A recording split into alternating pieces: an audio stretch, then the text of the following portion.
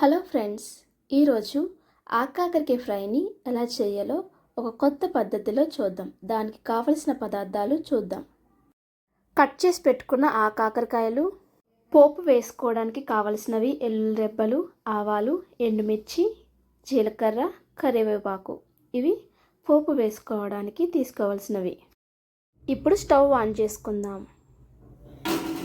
Fry చేయడానికి సరిపడా పెనం తీసుకుందాం.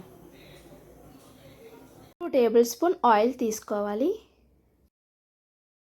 ఇప్పుడు పోపు వేద్దాము. ముందుగా వెల్లుల్లి రెబ్బలు, జీలకర్ర, మిర్చి, కరివేపాకు వేసి బాగా కలపాలి.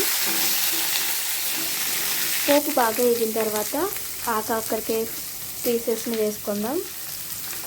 నేను వేస్తున్నాను.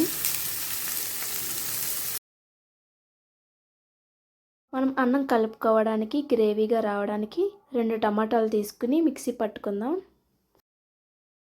ఇప్పుడు కొంచెం సాల్ట్, వేగడానికి అల్లం వెల్లుల్లి పేస్ట్ వేద్దాం. టమాటాని ఇలా పేస్ట్ చేసుకోవాలి. కొంచెం ఫ్రై అయిన తర్వాత పసుపు, ధనియాల పొడి, జీలకర్ర పొడి, గరం మసాలా వేసి కొంచెం బాగా కలపాలి.